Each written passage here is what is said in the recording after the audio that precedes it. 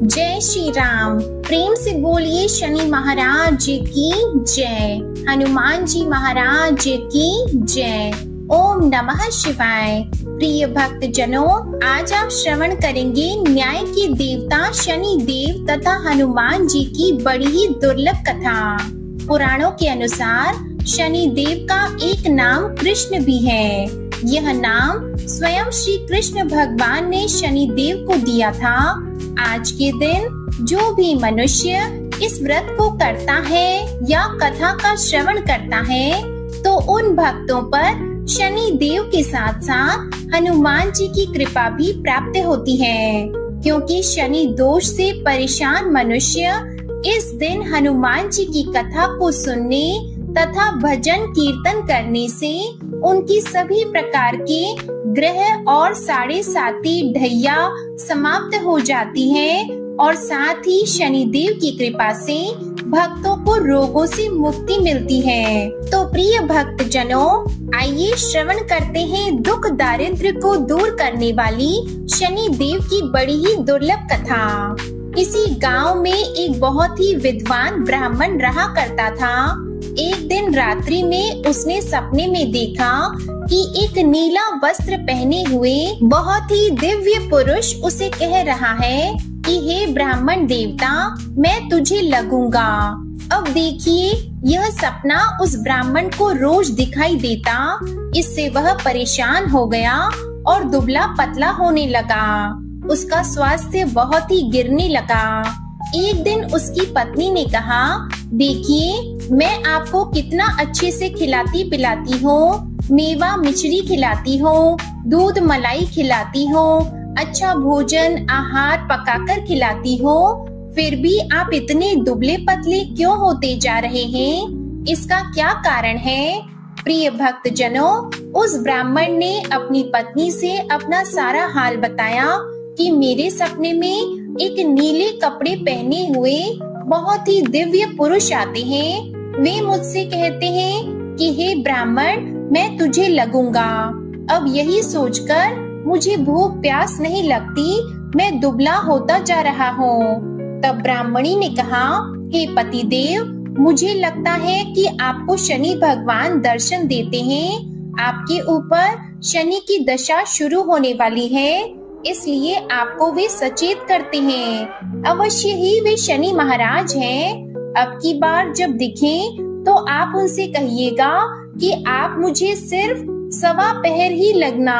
प्रिय भक्त जनों, उसी दिन जब रात्रि होती है तो ब्राह्मण फिर से सोता है और उसके सपने में शनि भगवान दर्शन देते हैं और कहते हैं, हे ब्राह्मण, आज मैं तुम्हें लगूंगा। तब ब्राह्मण ने कहा, हे भगवान, यदि आप लगना ही चाहते हैं तो लग जाइए, लेकिन यह बताइए भगवान, आप कितने दिनों के लिए लगोगे?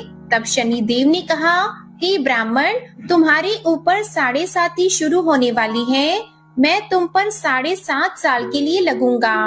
तब ब्राह्मण ने कहा, क्षमा कीजिए भगवान, इतना भारी तो मुझसे झेला नहीं जाएगा, 7.5 साल बहुत है भगवान। तब शनि देव बोले, अच्छा 5 वर्ष के लिए लगूंगा। तब ब्राह्मण ने कहा, शनि महाराज, यह भी मेरे लिए ज्यादा है। शनि भगवान बोले, तो ठीक है, 2.5 साल का लग जाओ। ब्राह्मण ने फिर मना कर दिया। तब शनि देव कहने लगे, 1.25 पहर का लगूंगा तो ठीक रहेगा। प्रिय भक्त जनों, उसे 1.25 पहर की शनि की दशा लग गई। ब्राह्मण ने नींद से उठते ही अपनी पत्नी से कहा, देखो, मेरे 1.25 पहर की शनि की दशा लगी है, इसलिए मैं जंगल जाकर समय बिताऊंगा। तुम मेरे खाने पीने का सारा सामान बांध दो और मेरे पीछे किसी से लड़ना मत, घर में बैठी रहना, बच्चों को भी कहीं मत जाने देना और इस 1.25 पहर में किसी को गाली भी मत सुनाना। ऐसा कहकर ब्राह्मण अपने घर से जंगल की ओर चल दिया। जंगल में ब्राह्मण एक पीपल के पेड़ के नीचे बैठ गया और हनुमान जी का पाठ करने लगा। 1 पहर बीत गया तो ब्राह्मण ने सोचा, बाकी का समय तो रास्ते में ही बीत जाएगा। सुबह वहाँ से चल दिया और रास्ते में चलते हुए उसे एक सब्जी मंडी दिखाई दी। उसने सब्जी मंडी में से एक बड़ा सा कद्दू खरीदा। कद्दू खरीदकर अपने चादर में लपेटकर वहाँ से चल दिया। तभी रास्ते में शनि महाराज एक साधु का वेश बदलकर उसके पास आते हैं और कहते हैं, तुम्हारे चादर में क्या है? ब्राह्मण ने कहा, हे साधु महाराज, मेरी इस चादर में तो कद्दू है। साधु ने कहा, अच्छा कद्दू है तो दिखाओ। जब ब्राह्मण ने अपना चादर दिखाया तो आश्चर्य, उसमें तो उस राज्य के राजा के बेटे का कटा हुआ सर था। यह देखते ही साधु महाराज, जो कि शनि देव थे, उस ब्राह्मण को लेकर राज दरबार में पहुंच गए और राजा से कहने लगे, महाराज यह देखिए, यह दुष्ट दुराचारी आपके पुत्र की हत्या करके उसके सिर को काट के अपने चादर में लेकर घूम रहा था, इसे आप दंड दीजिए। प्रिय भक्त जनों, राजा ने जब सुना कि उस ब्राह्मण ने उसके पुत्र को मार दिया है, राजकुमार की हत्या कर दी है, तब राजा बहुत ही क्रोधित हुआ। उसने कहा, मुझे मत दिखाओ, मुझसे यह सब कुछ देखा नहीं जाएगा। हे सैनिकों, तुम इसे तुरंत ले जाओ और इसे सूली पर चढ़ा दो। जब नगर में यह समाचार कि राजा के पुत्र का सिर कट चुका है, एक ब्राह्मण ने उसकी हत्या कर दी है, तो नगर में हाहाकार मच गया और उस ब्राह्मण को सैनिक सूली पर चढ़ाने के लिए ले गए। जब फांसी पर चढ़ाने ही वाले थे, तब जैसा कि नियम होता है, मरने वाले से उसकी अंतिम इच्छा को पूछा जाता है, तो सैनिकों ने भी ब्राह्मण के अंतिम इच्छा को पूछा। सैनिकों ने कहा, हे ब्राह्मण, बताओ तुम्हारी अंतिम इच्छा क्या है? भक्त जनों, ब्राह्मण ने सोचा कि यदि किसी प्रकार कुछ समय तक के लिए फांसी रुक जाए तो शनि की दशा का 1.25 पहर पूरा हो जाएगा। यह सोचकर उसने कहा, भाई, मैं बचपन से नित्य बालाजी की कथा कहता और सुनता आया हूँ। आज मरने से पहले अंतिम बार कथा कह लेने दो। अब क्या था? फांसी देने वाले सैनिकों ने उसकी आखिरी इच्छा पूर्ण होने तक फांसी को रोक दिया। कहानी कहते कहते 1.25 पहर पूरा हो गया। शनि की दशा खत्म हो गई। अब इधर देखिए, राजा का जो पुत्र था राजकुमार, वह जंगल से शिकार खेलकर वापस राजमहल में आ गया।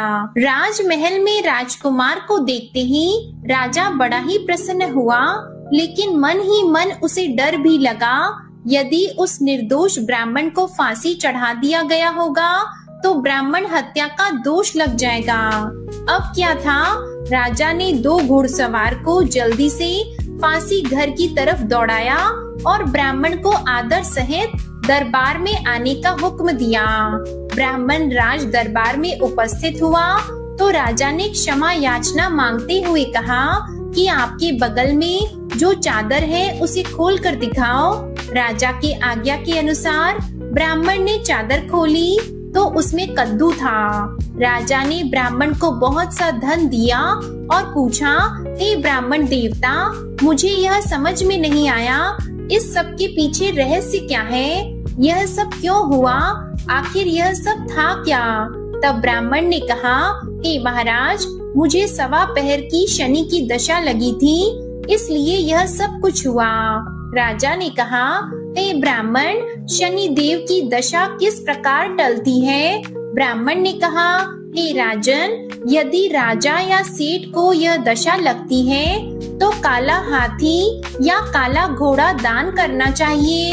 गरीब को शनि की दशा लगती है तो पीपल की पूजा करनी चाहिए और शनि की कहानी सुननी चाहिए। तिल, तेल और काला उड़द आदि का दान करें। काले कुत्ते को तेल चुपड़ी रोटी खिलाएं तो शनि की दशा उतर जाएगी।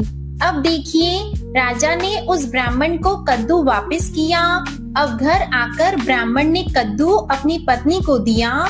जब उसकी पत्नी ने सब्जी बनाने के लिए उस कद्दू को काटा तो उसके बीजों की जगह हीरे मोती निकलने लगे। तब ब्राह्मणी ने पूछा, हे पतिदेव, यह सब क्या है? इसमें से हीरे मोती कैसे निकल रहे हैं? इसे कहाँ से लाए हैं आप? तब ब्राह्मण ने कहा, हे प्रिये, जब शनि की दशा लगी थी तो यह कद्दू कुंवर का सिर बन गया था, और जब दशा उतरी है तो शनि महाराज ने कैसे निहाल कर दिया, हमें माला माल कर दिया। हे शनि देवता, जैसे ब्राह्मण को शनि की दशा लगी वैसे किसी को भी शनि की दशा ना लगे। जैसे ब्राह्मण को धन दौलत मिला वैसे सबको धन दौलत मिले। कथा कहानी कहते सुनते होकार भरते सबको मिले। बोलिए श्री शनि देव की जय। ओम नमः शिवाय। प्रिय भक्त जनों, आइए अब सुनते हैं भगवान शनि देव की दूसरी कथा। यह कथा सुनने से भक्तों को मनोवांछित फल की प्राप्ति होती है। नर्मदा नदी के किनारे एक गांव में बहुत ही बड़े साहूकार का परिवार निवास करता था। साहूकार की मृत्यु हो चुकी थी। घर में साहूकारनी और उसके 2 बेटे, एक बड़ी बहू थी। साहूकारनी का छोटा बेटा मानसिक रोग से ग्रस्त था। उसकी मानसिक स्थिति ठीक नहीं थी। साहूकारनी की बड़ी बहू तारा को विवाह के कई वर्ष बीत गए थे, पर अभी तक उसे संतान नहीं हुई थी। तारा को सदैव यही भय था कि कहीं उसके पति संतान पाने के लिए दूसरा विवाह ना कर ले। यदि उसके पति ने दूसरा विवाह कर लिया तो उसे सौतन का दुख सहना पड़ेगा। प्रिय भक्त जनों, इसी डर से तारा ने एक योजना बनाई और उसने अपने घर में काम करने वाली नौकरानी चंदा से अपने देवर चंदन का विवाह कराने के लिए अपनी सास साहूकारनी तथा अपने पति को मना लिया। चंदा स्वभाव से बड़ी ही दयालु तथा कृष्ण भक्त थी। वह बचपन से ही उसी साहूकार के घर काम करती थी। उसका अपना कोई नहीं था। अब चंदा का विवाह मानसिक रोगी चंदन से करा दिया गया। कुछ साल बाद चंदा ने एक सुंदर पुत्र को जन्म भी दिया, किंतु चंदा की जेठानी तारा ने चंदा का बच्चा छीन लिया और उसे घर से धक्के मारकर बाहर निकाल दिया। और तारा ने अपने पति को भी अपने पक्ष में कर लिया। बेचारा चंदन तो मानसिक रोगी था, वह कर भी क्या सकता था, और वह साहूकारनी चाह कर भी कुछ न कर सकी। प्रिय भक्त जनों, दरअसल यह तो तारा की चाल थी। उसने तो कभी चंदा को अपनी देवरानी माना ही नहीं। वह तो सिर्फ चंदा से उसका बच्चा लेना चाहती थी ताकि उसे पाल पोस कर अपना नाम दे सके। अब देखिए, चंदा के बार बार रोने गिड़गिड़ाने पर भी तारा नहीं मानी और उसे उस गांव से ही निकाल दिया। अब चंदा गांव गांव भटकने लगी। भटकते भटकते वह कृष्ण जी के एक पुराने मंदिर में पहुंच गई। वहीं पर उसने प्रभु से न्याय की गुहार लगाई। वह अपना सर भगवान की चौखट पर पटकने लगी और लगातार ओम कृष्णाय नमः मंत्र का जाप भी करती रही। प्रिय भक्त जनों, उस स्त्री की करुण पुकार न्याय के देवता शनि देव ने सुनी तथा भगवान श्री कृष्ण के आदेश से तुरंत चंदा के पास उपस्थित हो गए और साधारण मनुष्य का रूप धारण करके उसे अपने आप को कष्ट ना पहुंचाने के लिए कहा और कहा, हे बहन, तुम भगवान श्री कृष्ण पर विश्वास रखो और ओम श्री कृष्णाय नमः मंत्र का जाप करती रहो। तुम्हारा अवश्य ही कल्याण होगा। तुम्हारे जो भी दुख हैं, सब भगवान श्री कृष्ण हर लेंगे और शनि देव की कृपा से तुम्हारा मंगल होगा। यह सुनकर चंदा भगवान श्री कृष्ण की आराधना में लग जाती है और शनि देव का ध्यान करते हुए ओम कृष्णाय नमः मंत्र का जाप करने लगी। अब शनि देव एक साधु का वेश बदलकर साहूकार के घर पहुंच गए और अलख निरंजन का अलख जगाने लगे। तब घर से बाहर साहूकारनी निकली और उसने भिक्षा देकर उन्हें प्रणाम किया। तब साधु रूपी शनि देव ने कहा, हे देवी, मैंने सुना है आपके घर में कोई मानसिक रोगी है। मैंने 7 सालों से हिमालय के जंगलों में भटकते हुए बहुत ही दुर्लभ जड़ी बूटी इकट्ठी की है, जो हर प्रकार के रोगों को समाप्त कर देती है। यदि आप कहें तो मैं आपके घर के मरीज को ठीक कर सकता हूँ। प्रिय भक्तजनों, उस साहूकारनी ने कहा, हे महात्मा, अहो भाग्य जो आप यहाँ पधारे। हाँ महाराज जी, मेरा छोटा बेटा जो कि दिमागी रूप से बीमार है, आप उसे ठीक कर दीजिए। आप जो चाहेंगे मैं वह आपको दूंगी। आइए, घर के अंदर आइए। साहूकारनी ने अपने बेटे चंदन को साधु महाराज को दिखाया, जो अब चंदा के चले जाने से बहुत ही दुखी था। साधु महाराज ने अपने कमंडल से जल निकालकर उसे अभिमंत्रित करके चंदन को पीने के लिए दिया। उस जल को पीते ही चंदन बिल्कुल ठीक हो गया और साधु महाराज ने तारा को भी बहुत समझाया कि वह चंदा का बच्चा उसे वापस कर दे और अपनी गलती को स्वीकार कर ले, किंतु नहीं मानी। वह तो उल्टे ही साधु महाराज को डांटने लगी, यहाँ तक कि चंदन के ठीक होने से उससे ईर्ष्या करने लगी। इस बात से रुष्ट होकर भगवान शनिदेव की दशा तारा को लग गई और वह मानसिक रोगी हो गई। उसका एक हाथ लकवा से ग्रस्त हो गया। साधु महात्मा के बताए अनुसार चंदन अपनी पत्नी चंदा को घर ले आया और अपनी पत्नी, बच्चे और माँ के साथ हंसी खुशी जीवन व्यतीत करने लगा। प्रिय भक्तजनों, तारा को शनिदेव ने उसके कर्मों का फल दिया और चंदा के सिर्फ ओम कृष्णाय नमः मंत्र का जाप करने से उस पर कृपा बरसाई और उसका बच्चा, पति, परिवार वापस मिल गया। उसका पति भी स्वस्थ हो गया। जय शनिदेव, जय जय शनिदेव। ओम नमः शिवाय।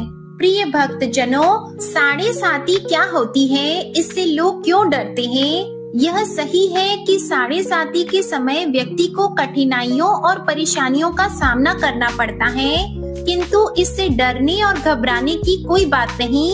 इसमें कठिनाई और मुश्किल हालात जरूर आते हैं, परंतु इस समय व्यक्ति को कामयाबी भी मिलती है। बहुत से व्यक्ति साढ़े साती के प्रभाव से सफलता की ऊंचाइयों पर पहुंच जाते हैं। साढ़े साती व्यक्ति को कर्मशील बनाता है और उसे कर्म की ओर ले जाता है। अभिमानी, हठी और कठोर व्यक्तित्व वाले व्यक्ति से यह काफी मेहनत करवाता है। साढ़े साती के 3 चरण होते हैं। साढ़े साती का पहला चरण नजदीकी रिश्तेदारों और जातक को प्रभावित करता है। साढ़े साती का दूसरा चरण व्यापार और गृहस्थी को प्रभावित करता है। साढ़े साती का तीसरा चरण परिवार और स्वास्थ्य को प्रभावित करता है। भगवान शनिदेव न्याय के देवता हैं। ये कभी भी किसी को ऐसे ही दंड नहीं देते। यदि दंड देते हैं तो उसे उसके साथ बहुत ही बड़ी शिक्षा भी देते हैं। जैसे एक माता अपने पुत्र की गलती पर उसे दंड देती है, उसकी भलाई के लिए, उसे सही मार्ग पर जाने के लिए, ठीक वैसे ही शनिदेव कर्म और न्याय के पथ पर चलने के लिए मनुष्य को दंड देते हैं, ताकि वह डर कर आगे ऐसा कार्य ना करे और अपने जीवन को सरल और सार्थक बनाए। भगवान शनिदेव तो न्याय की मूर्ति हैं। इनकी पूजा और भक्ति करके व्यक्ति धन ऐश्वर्य से संपन्न हो जाता है और सफलता की नई ऊंचाइयों को छूता है, जीवन में तरक्की करता है, घर में सुख समृद्धि वैभव का आगमन होता है और व्यक्ति का जीवन बड़ा ही सुखमय हो जाता है। शनिदेव भगवान को प्रसन्न करने के लिए शनिवार के दिन पीपल के पेड़ के नीचे शाम को दिया अवश्य जलाएं और कुत्ते को तेल से चुपड़ी रोटी खिलाएं। शनिवार को जल में तिल डालकर पीपल को चढ़ाएं। इससे शनिदेव अत्यंत प्रसन्न होते हैं और ओम कृष्णाय नमः महामंत्र का जाप भी करें। ओम गंग गणपतये नमः। अब सुनिए हनुमान जी की कथा। पौराणिक कथा के अनुसार बहुत समय पहले की बात है। एक साहूकारनी थी, उसका बेटा और बहू थे। पति की मृत्यु युवावस्था में ही हो गई थी और इस तरह उस साहूकारनी का रोज का नियम था, वह हनुमान जी के मंदिर में जाती और साथ में हलवा, पूरी और चूरमा बनाकर ले जाती और हनुमान जी से कहती, कांधे सोटो लाल लंगोटो, हनुमान जी खायो चूरमे और रोटी। मैंने तुम्हें दिया जवानी में, तुम मुझे देना बुढ़ापे में। अब क्या था, पूजा करने के बाद वह साहूकारनी अपने घर आई तो उसकी बहू बोली, सासू जी तुम चूरमा रोटी लेकर कहाँ जाती हो रोज? वह साहूकारनी बोली, मैं बालाजी के मंदिर में जाती हूँ। वह बोली, मंदिर में तो नहीं जाती हैं आप, हमें तो लगता है आप अपने खाने के लिए रोज चूरमा और हलवा बनाती हैं और चोरी चुपके जाकर कहीं खा लेती हैं। प्रिय भक्तजनों, सास अपनी बहू की बातें सुनती है तो भी कुछ नहीं बोलती और उसका मन बड़ा ही दुखी होता है। उसे यह दुख होता है कि वह भगवान की भक्ति करती है और उसकी बहू उसे चटोरी कह रही है। अब क्या था, दुख के मारे वह जाकर अपने कमरे में सो जाती है। सोते सोते 5 दिन हो गए। हनुमान जी सपने में आए और बोले, हे साहूकारनी, तूने तो जवानी में दिया है, मैं तुझे बुढ़ापे में देता हूँ। साहूकारनी बोली, हे हनुमान जी, आज तो आप मुझे खाने के लिए दे देंगे, लेकिन रोज कौन देगा? हनुमान जी बोले, हे साहूकारनी, मैं तुम्हें रोज दूंगा। अब क्या था, हनुमान जी की महिमा देखिए, उन्होंने साहूकारनी के लिए चूरमा रोटी हलवा पूरी दिया। साहूकारनी चुपचाप चूरमा रोटी खा लेती है। इसी प्रकार 5-6 दिन बीतते हैं और धीरे धीरे बहू के घर में से अचानक अनाज इत्यादि खत्म होने लगते हैं। उसके पास कुछ नहीं रहता, सब चीज में घाटा पड़ गया। बहू ने सोचा, सास को 7 दिन हो गए हैं, मैंने तो उन्हें खाने को कुछ दिया भी नहीं, देखो तो कैसी है। अब देखिए, बहू अपनी सास के कमरे में जाकर देखती है तो उसने क्या देखा कि उसकी सास तो अच्छी भली मोटी ताजी है। बहू बोली, सासू जी, मैंने तुम्हें खाने को भी नहीं दिया और तुम क्या खाती हो, इतनी स्वस्थ और मोटी ताजी हो। सास बोली, मुझे तो हनुमान जी मीठी मीठी हलवा और रोटी दे जाते हैं, मैं वही खाती हूँ। अब क्या था, बहू सास के पैर में गिर गई, उसे पछतावा हुआ। वह बोली, हे सासू माँ, हम तो तुम्हारे भाग्य का खाते हैं, हमारे घर में तो कुछ भी नहीं रहा। मैंने आपको खाना नहीं दिया, मैंने आपकी भक्ति को झूठा समझा, आपको चटोरी समझा, इसलिए भगवान ने मुझे दंड दिया। 7 दिन के अंदर ही हमारे घर से अनाज धन इत्यादि समाप्त हो गया। हे सासू माँ, अब आप ही सब कुछ संभालो, मुझे आपकी भक्ति पर विश्वास हो गया।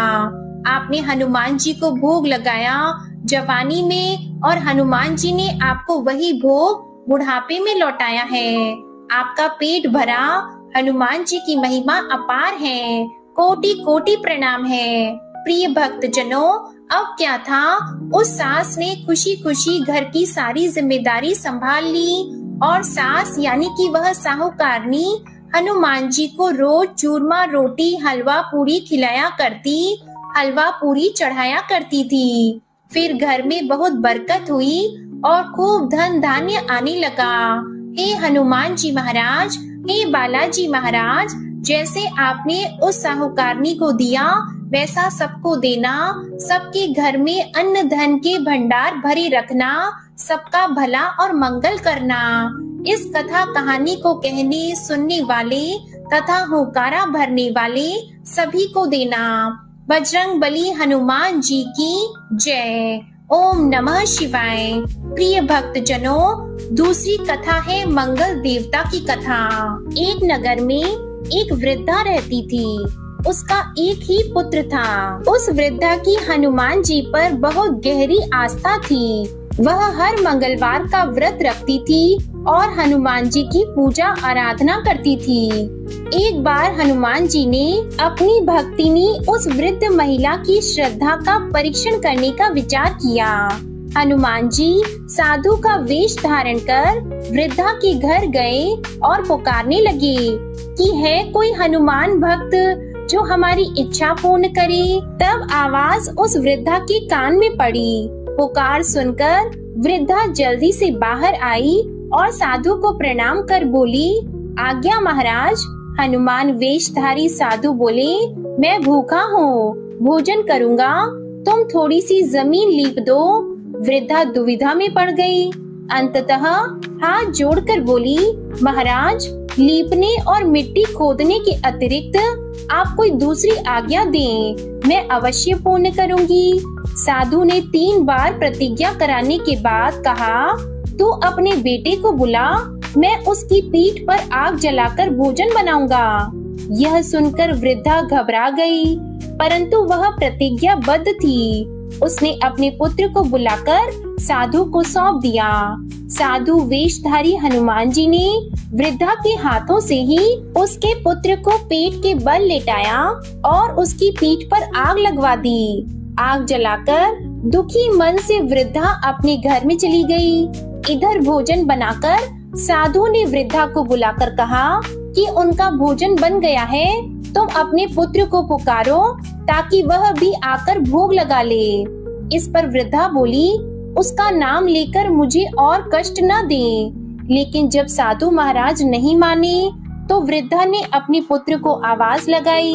वह अपनी माँ के पास आ गया और अपने पुत्र को जीवित देखकर वृद्धा को बहुत आश्चर्य हुआ। वह साधु के चरणों में गिर पड़ी। तब हनुमान जी अपने वास्तविक रूप में प्रकट हुए और वृद्धा को भक्ति का आशीर्वाद दिया।